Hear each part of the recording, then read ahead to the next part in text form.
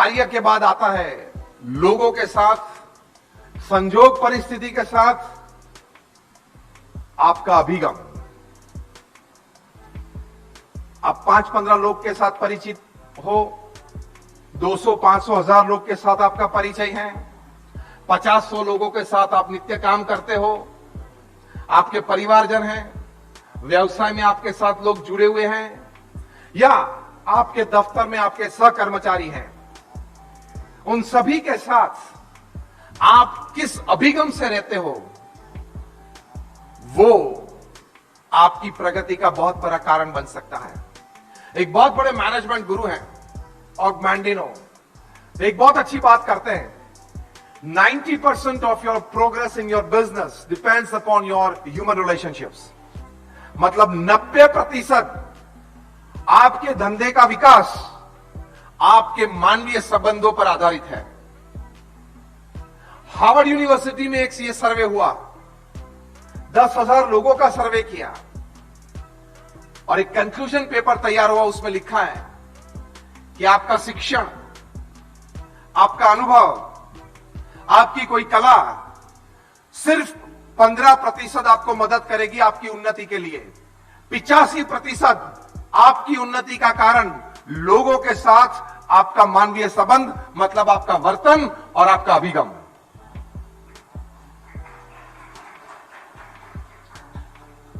तो वो वर्तन और अभिगम क्या है? हमेशा नम्रता और विवेक रखना। बुद्धि से आप 21वीं सदी में किसी को जीत नहीं पाएंगे, क्योंकि हर तीसरा व्यक्ति जो आपके बाजू में बैठा है वो कोई ना कोई क्षेत्र में आपसे ज्यादा बुद्धिमान है। यस और नो? हाँ या ना? मानते हो ये बात? हाँ या ना? हर तीसरा व्यक्ति जो आपके पास बैठा है वो कोई ना कोई क्षेत्र में आपसे ज्यादा बुद्धिमान है। तो इस 21वीं सदी में कोई बुद्धि से एक दूसरे को नहीं जीत सकते। व्यक्ति को जीतना है, उसके दिल को जीतना है, उसके साथ आपका एक अच्छा व्यवहार रखना है, पूरे जीवन में, पूरे जीवन के लिए उसके साथ अच्छे संबंध रखने हैं। तो नम्रता और विवेक सभी के साथ, छोटे हो, अपनी आयु के हो, अपने से उम्र में बड़े हो, उन सभी के साथ नम्रता और विवेक से पेश आना, तो एक बेहतरीन जीवन की ओर, एक उन्नत जीवन की ओर आप जाएंगे। आप ठीक हो जाएंगे, आपकी दुनिया भी ठीक हो जाएगी। ये महापुरुषों के जीवन में से हम सीखते हैं, कुछ अच्छी पढ़ाई करके हम सीखते हैं, लोगों के साथ मिलते जुलते हैं, उनके वर्तन से हम सीखते हैं। तो नम्रता और विवेक। प्रमुख स्वामी महाराज को किसी ने खत लिखा था और खत में यह लिखा था कि स्वामी जी, मेरी इच्छा है कि आप एक वाक्य अंग्रेजी में लिखना, आई ब्लेस यू। अब प्रमुख स्वामी महाराज एक अक्षर तो लिख सकते थे, लेकिन पूरा वाक्य अगर लिखना तो किसी की मदद की जरूरत कभी रहती थी। तो कोई संत की मदद ली और पूरा वाक्य लिखा, आई ब्लेस यू। आई फिर स्पेस BLESS ब्लेस स्पेस फिर यू। फिर वो संत ने वो खत देखा तो उसमें आश्चर्य की बात यह थी कि आई प्रमुख स्वामी महाराज ने छोटा लिखा था, सेकेंड अल्फाबेट का, वो ऊपर डॉट वाला, और बाकी के सब अक्षर इस पूरे वाक्य में कैपिटल लिखे थे, बड़े लिखे थे।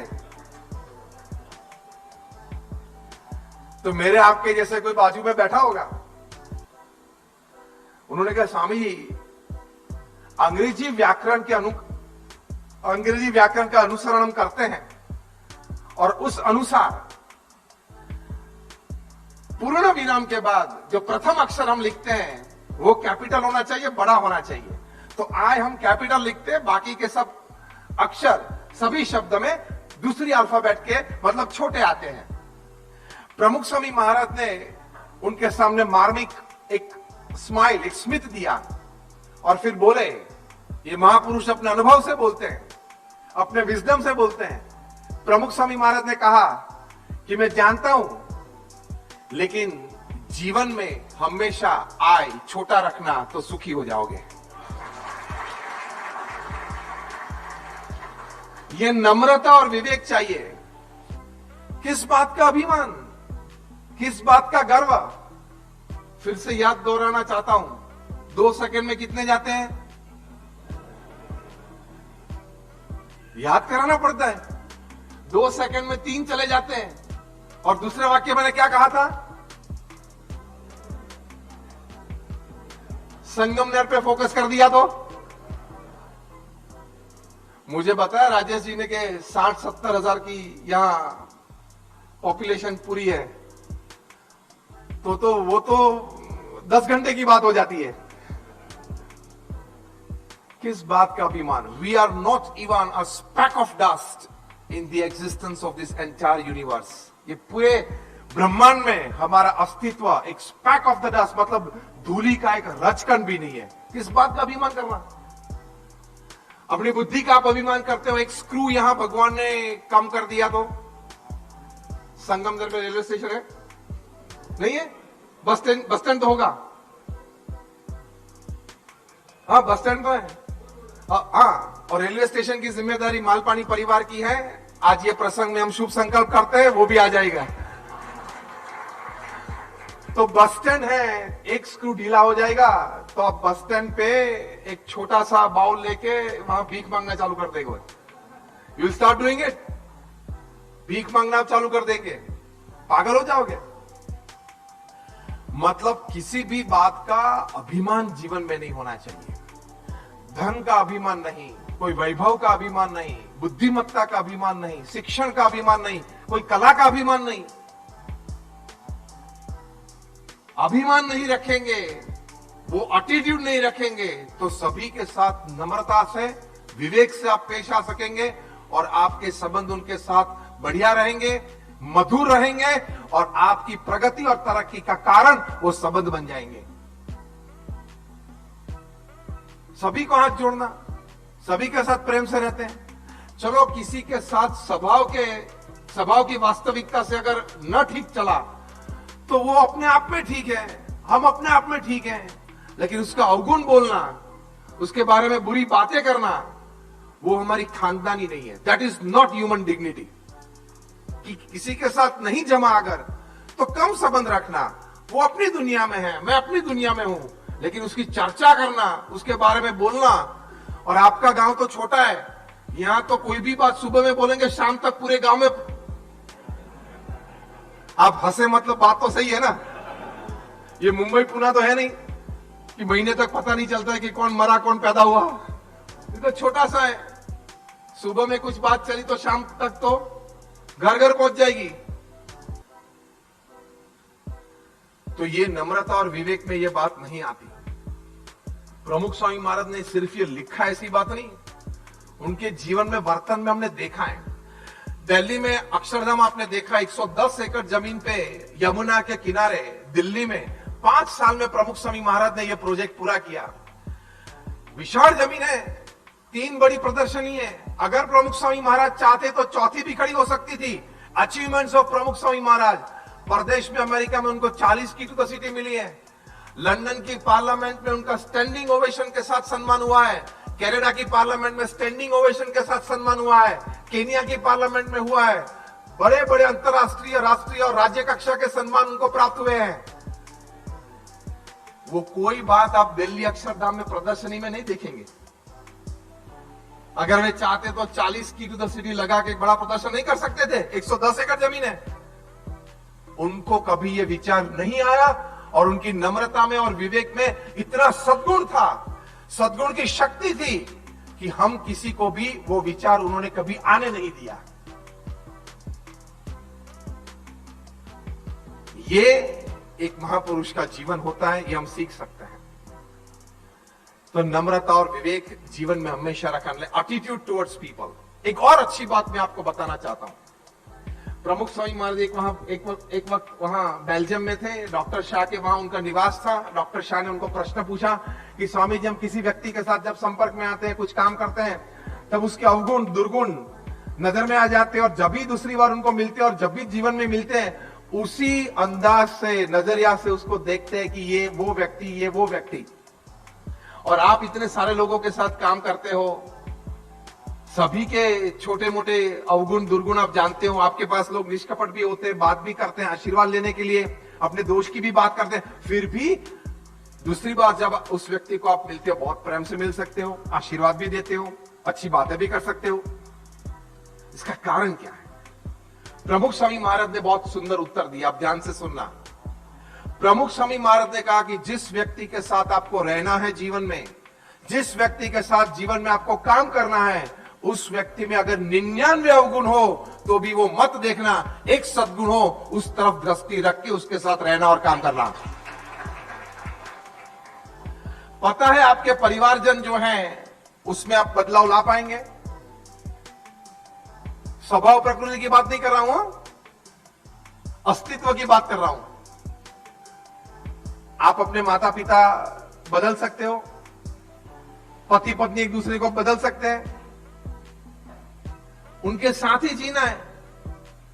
और हमेशा मैक्सिमम रेशियो 60-40 का होता है। पता चला मैं क्या बोला? Made for each other couple होते हैं ना शहर के, उसमें भी 60-40 का रेशियो होता है। 60% ठीक चलता है, जमता है, एक दूसरे को अच्छे लगते हैं, और 40% को कॉम्प्रोमाइज करके चलना पड़ता है। अगली 2-3 रो में बड़े लोग बैठे हैं, बुजुर्ग बैठे हैं, मैं ठीक बोल रहा हूं क्या? 40% तो कॉम्प्रोमाइज चलता ही है, 100% तो कोई नहीं है। Made for each other couple होते हैं बड़े बड़े शहर में, उनको सम्मानित किया जाता है, उनके भी डिवोर्स हुए। मतलब व्यक्ति को समझ के अब नक्की है कि उसके साथ रहना ही है, पति पत्नी हो, माँ बाप हो, भाई बहन हो। अब हमारे ये परिवारजन बने हैं, कुछ पूर्व के कर्म संबंध है, कुछ प्रारब्ध है, तो उनके साथ पूरे जीवन का साथ निभाना वो नम्रता और विवेक के बिना नहीं बन सकता।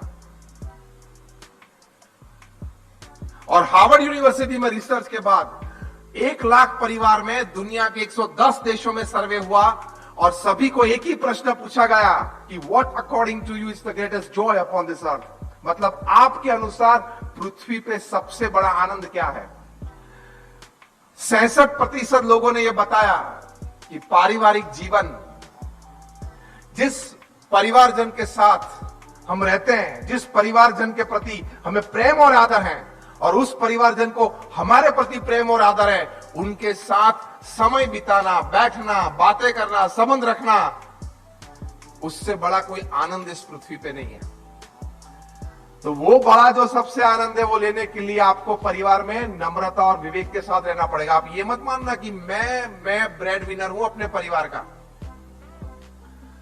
मैं जो कहूं उसी प्रकार से परिवार में सबको करना चाहिए। परिवार में कोई भी चर्चा हो लेकिन अंतिम निर्णय मेरा ही होना चाहिए, ये अभिगम से परिवार में मत रहना। क्योंकि मैं बड़ा हूं, आयु में बड़ा हूं, सबसे ज्यादा पैसा लेके आता हूं, सभी को मुझे ही रिस्पेक्ट देना चाहिए। नो। एवरीमैन्स मिशन नाम का एक पुस्तक है, उसमें रेबेका बियर लिखती है, एक लेखिका बहुत अच्छी बात लिखती है। उन्होंने कहा कि परिवार में 2 महीने का छोटा बच्चा है, उसका हिस्सा भी पारिवारिक आनंद के लिए सबसे बुजुर्ग है, उससे कोई कम नहीं है। Because it is a family, परिवार है। तो पारिवारिक मूल्य में यह बात आती है। ये पारिवारिक मूल्य हम जीवन में अगर दृढ़ करें तो जीवन में हम आनंद से परिवार के साथ रह सकते हैं। और ये हार्वर्ड यूनिवर्सिटी में जो बात लिखी कि सबसे बड़ा जो आनंद है वो हम जीवन में प्राप्त कर सकते हैं। तो नम्रता और विवेक व्यक्तियों के साथ, संजोग और परिस्थिति के साथ, ये बहुत बड़ी बात है। ये क्यों हुआ? ये नहीं होना चाहिए था। मैंने किसी का गलत नहीं किया, तो मुझसे ये क्यों हुआ? मैंने किसी का कभी बुरा इच्छा भी नहीं, तो लोग मेरा क्यों बुरा इच्छते हैं? इस प्रकार के प्रश्न उठते हैं ना मन में। हाँ या ना? Just raise your hands. हाँ या ना?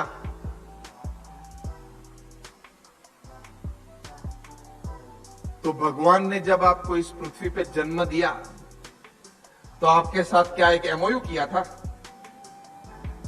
कि आपका पूरा जीवन गुड़ी गुड़ी चलेगा, ठीक ठीक चलेगा, जहां भी हाथ डालोगे वो बात सोने की बन जाएगी? क्या आपको ये कह के भेजा था क्या?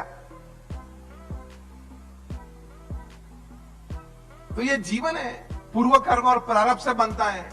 तो सुख भी आएगा, दुख भी आएगा, आनंद भी कोई प्रसंग में बनेगा, कोई प्रसंग दर्द भी होगा।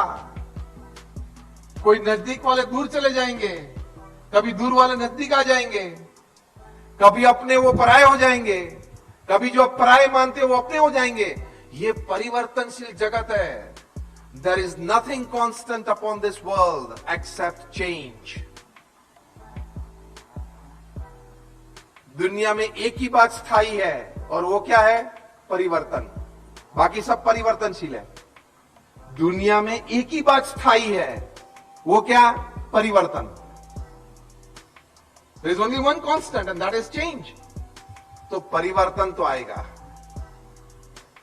तो उस वक्त संजोग और परिस्थिति को संभाल लेना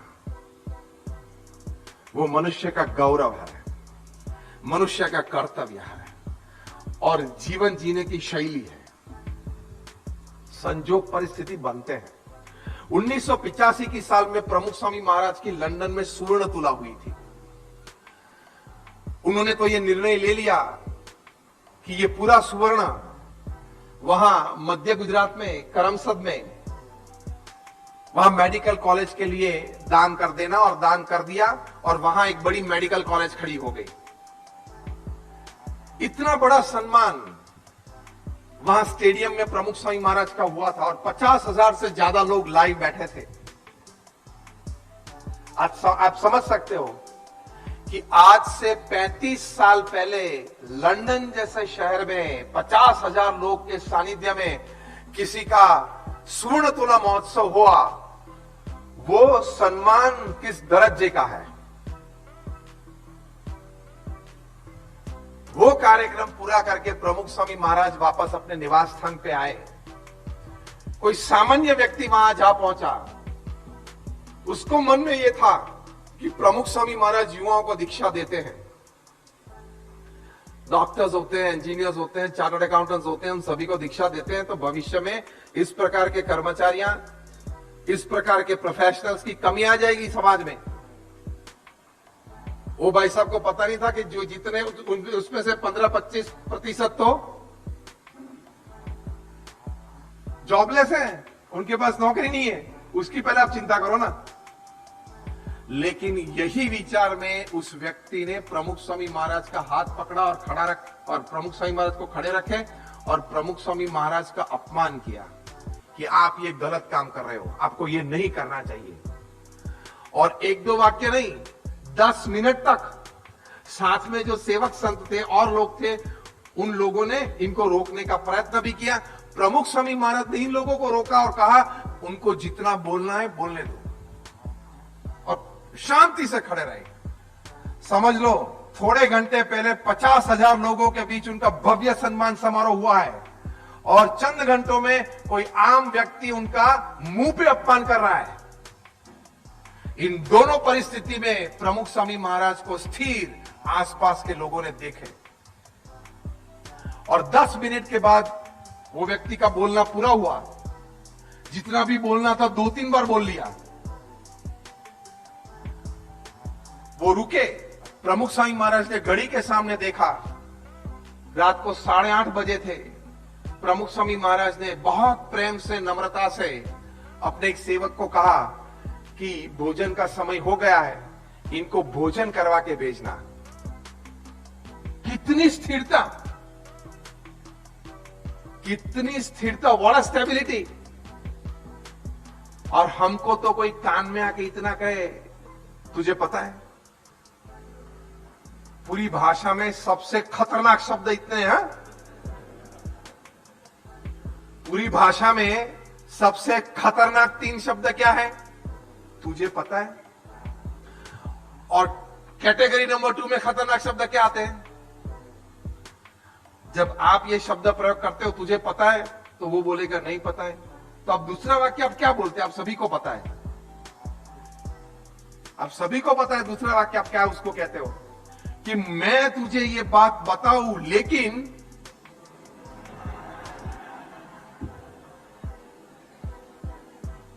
यस और नो, मैं तुझे ये बात बताऊं लेकिन तुझे मेरा नाम किसी को नहीं कहना है।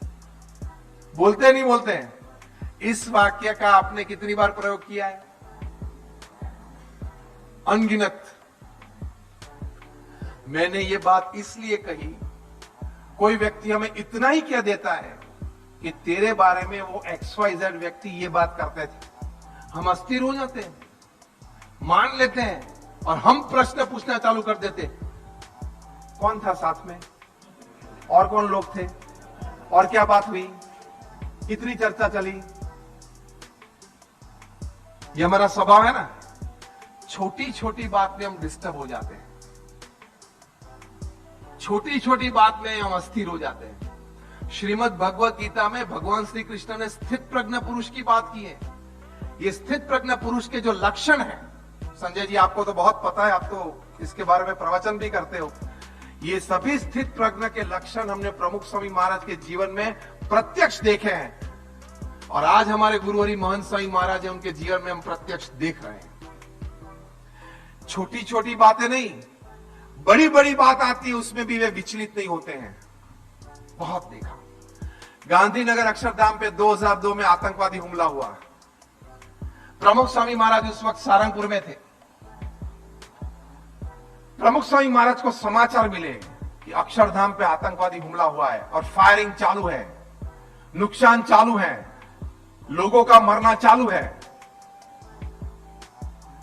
अगर आप यहां अभी बैठे हो और इतना ही समाचार मिले कि आपके घर में किसी ने सांप को जाते हुए देखा है, आतंकवादी नहीं है, तो यहां से उठकर आप भागेंगे। कहां है, कैसा है, पकड़ने के लिए। प्रमुख स्वामी महाराज ने पूर्ण स्थिरता के साथ, लेकिन पूर्ण जिम्मेदारी के साथ, पूर्ण स्वस्थता के साथ प्रथम भगवान का नाम स्मरण चालू किया कि भगवान आप प्रेरणा करें कि यह घटना तुरंत बंद हो, लोगों की जान बच जाए। नुकसान को तो हम पहुंच सकते हैं, लेकिन लोगों की जान बच जाए। और स्वामीनारायण महामंत्र की धुन चालू कर दी, मतलब जाप चालू कर दिया। पूर्ण होने के बाद, मतलब 2-3 मिनट ये जाप किया, फिर कार्यरत हो गए। तब उनकी आयु 82 इयर्स की थी। जब 2002 की ये बात है, प्रमुख स्वामी महाराज की आयु 82 थी। शाम को ये समाचार मिले, रात को 11 बजे तक वे प्रवृत्त थे, मतलब इसी में जुड़े हुए थे। कुछ व्यवस्था के लिए, कुछ होम मिनिस्ट्री में बात करने के लिए, कुछ और वहां रिसोर्सेज पहुंचाने में। व्यवस्थाएं सभी की, जिम्मेदारी समझ के, क्योंकि उनका कैंपस था, और पूर्ण स्वस्थता के साथ, लेकिन स्थिर थे, घबरा नहीं गए। और हम तो हाथ में से अगर थाली छूट जाती, मर गया, इतने में नहीं मरता है कि भाई। वो ट्रे लेके जाते और छूट गई तो मर गया, इतने में कोई नहीं मरता है। तो ये संजोग और परिस्थिति तो खड़े होंगे। भगवान को ये प्रार्थना करनी है। हम क्या प्रार्थना करते हैं? भगवान कभी दुख मत भेजना, भगवान ये कुछ ऐसा ना हो जाए, ध्यान रखना। वो तो कंगाल है, हम भीख मांगते हैं। भगवान को ये कहना है, ये प्रार्थना करनी है कि आपकी इच्छा अनुसार मेरे जीवन में, मेरे प्रारब्ध का जो गणन आपने किया है, उस अनुसार जो भी प्रसंग बने, उसको, उस प्रसंग को निपटाने के लिए मुझे शक्ति देना। बाकी प्रसंग आपकी जो इच्छा है वो चालू रखना। ये उन्नत जीवन की ओर है, ये एक बेहतरीन जीवन की ओर कदम है। Whatever you want to give, whatever you want to shower on me, let it be your choice, but give me the strength to handle it. मुझे शक्ति देना कि मैं उस पड़कार को, प्रतिसाद को मैं अच्छी तरह से झेल सकूं और उसके सामने लड़ सकूं। रोते रोते जीने की जरूरत नहीं है। और भगवान को भी मंदिर में कोई रोते रोते आता है, वो अच्छा नहीं लगता है। आपका बच्चा स्कूल से रोते रोते आता है, आपको ठीक लगता है? नहीं लगता है ना। आप क्या कहते हो? चिंता मत कर, इस बार तेरा रिजल्ट ठीक नहीं है ना, दूसरी बार हम मेहनत करेंगे, हम साथ में बैठेंगे, तेरे को मैं पढ़ाऊंगा, ट्यूशन रख दूंगा, लेकिन तू रोना बंद कर दे, कहते हैं ना। तो भगवान को भी हम जब मंदिर में जाते और कुछ मांगते, तो भगवान भी ये कहते हैं, तू पहले रोना बंद कर दे, भीख मांगना बंद कर दे, तेरे को मैं शक्ति दूंगा, कुछ परिस्थिति का निर्माण कर दूंगा, कुछ 2 लोगों का साथ संगात दे दूंगा, तू तरक्की कर पाएगा मेहनत करके, लेकिन रोना बंद कर दे। ये सीखना अध्यात्म मार्ग पे, ये अभिगम रखना प्रार्थना में, ये एक बेहतरीन जीवन की ओर है। तो ये अभिगम और संजोग, ये सीखने कि किस प्रकार की परिस्थिति में हमें किस प्रकार का अभिगम रखना चाहिए, ये एक अच्छी बात है।